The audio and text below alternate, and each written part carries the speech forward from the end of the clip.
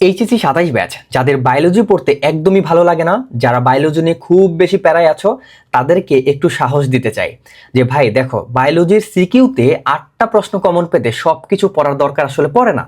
তুমি যদি নির্দিষ্ট কিছু টাইপের প্রশ্ন উত্তর মুখস্থ করে যাও, তাহলেই দেখবা যে সেখান থেকে পরীক্ষায় প্রশ্ন কমন আসতেছে। এন্ড তোমরা জেনে অবাক হবা, আমাদের এই বইগুলো থেকে এইবারের বোর্ড পরীক্ষায় 90% প্লাস প্রশ্ন কমন আসছে। জাস্ট আমাদের বইয়ের সাথে প্রশ্নগুলো একবার মিলায়ে দেখো। সো প্রশ্ন কিভাবে কমন আসে এন্ড বইটা আমরা কিভাবে সাজাইছি, চলো তোমাদেরকে দেখাই। যেমন আমরা টিস্যুতন্ত্র অধ্যায় 8 এটা তোমাদেরকে দেখা দিতে চাই। সো এখানে তুমি দেখবা শুরুতে আমাদের একটা অ্যানালাইসিস ছক দেওয়া আছে, কোন টপিক থেকে কতবার প্রশ্ন আসছে আমরা দিয়েছি, টপিকটার গুরুত্ব দিয়েছি। এখানের 3টা টপিক ইম্পর্টেন্ট, এটা হলো প্রথমটা, তারপর তৃতীয় নাম্বার এবং হচ্ছে চতুর্থ নাম্বার। এখানে আমরা সাইডে 5 স্টার টপিক দিয়েছি এবং 7 স্টার টপিক দিয়েছি। অর্থাৎ তুমি যদি একদমই মিনিমাম পড়তে চাও, এই 3টা টপিক পড়লেই তোমার প্রশ্ন কমন গ্যারান্টি। এবারে 3টা টপিকের সব প্রশ্নের উত্তর কিন্তু তোমার মুখস্থ করতে হবে না। যেমন 23টা প্রশ্ন সব মুখস্থ করতে হবে না, 25টা 32টা সব মুখস্থ করতে হবে না, কারণ একটা দুইটা মুখস্থ করবা, দেখবা যে ওইটা দিয়েই বাকি সব হয়ে যাচ্ছে। যেমন দেখো ভাস্কুলার বান্ডেলের প্রকারভেদ, এখানে টাইপ ভিত্তিক ভাবে আমরা সকল প্রশ্ন উত্তর সাজাই দিছি। তুমি যদি ঢাকা বোর্ড 2025-এর এই একটা উত্তর মুখস্থ করো, দেখবা যে একটা উত্তর দিয়ে বাকি অনেকগুলা বোর্ডের প্রশ্ন উত্তর হয়ে যাচ্ছে। সো প্রশ্ন কিভাবে কমন আসে ভাইয়া দেখো, এই যে ঢাকা বোর্ড 23, তারপরে হচ্ছে রাজশাহী 23, যশোর 23, তারপরে চট্টগ্রাম 23, এই যে প্রত্যেকটা প্রশ্নের একই উত্তর। তার মানে তুমি বুঝতেছো যে শিক্ষার্থীটা একটা বোর্ডের প্রশ্ন মুখস্থ করে গেছিল, তার কতগুলা বোর্ডের প্রশ্ন কমন আসছে। তার মানে তুমি বুঝতেই পারতেছো যে একই টাইপের প্রশ্ন পরীক্ষায় টিচাররা বারবার দেয়। তো তোমার কাজ এই একটা উত্তর মুখস্থ করা। তুমি দেখবা যে এইটাই তোমার সামনের পরীক্ষাতে, কলেজের পরীক্ষাতে, বোর্ড পরীক্ষাতে চলে আসবে গ্যারান্টি। তুমি নিজেই দেখতে পাচ্ছ যে অনেকগুলো বোর্ডে একই উত্তরের প্রশ্ন আসছে।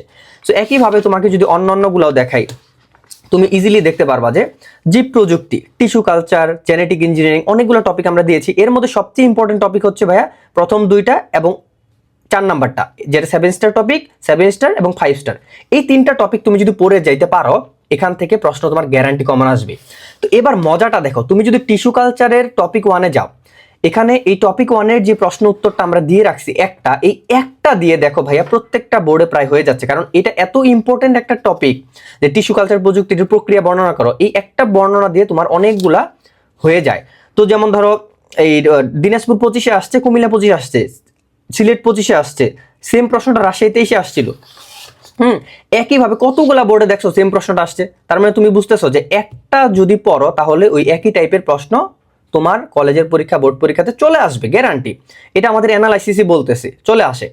সো এইভাবে করে তুমি যদি ভাই আমাদের এই টাইপ ওয়াইজ সিকিউ সলভ বইটা প্র্যাকটিস করতে পারো, একটা উত্তর দিয়ে অনেকগুলা উত্তর দেখবা যে হয়ে যাচ্ছে। ওই একটা উত্তর মুখস্থ করবা, তোমার কাজ জাস্ট প্রথম উত্তর যেটা আমরা দিয়ে রাখছি সেটা মুখস্থ করবা, দেখবা যে ওইটাই তোমার পরীক্ষাতে চলে আসছে। একইভাবে আমাদের দেখো ক খ গুলা টাইপ ভিত্তিক ভাবে উত্তর সহ দেওয়া আছে, ক খ নিয়েও প্যারা খাইতে হবে না। সো ক খ দেওয়া আছে। আর এমসিকিউ এর যে বইটা, এটা কিন্তু আমরা ফ্রিতেই দিব, MCQ analysis and suggestion. CQ বইয়ের সাথে এমসিকিউ বই ফ্রি।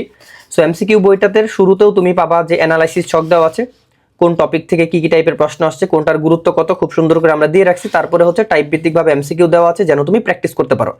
সো এই সিরিজের বইগুলো যদি তুমি অর্ডার করতে চাও, আমাদের ওয়েবসাইটে যাও, ডেমো দেখে বিস্তারিত বুঝে শুনে অর্ডার করতে পারবে।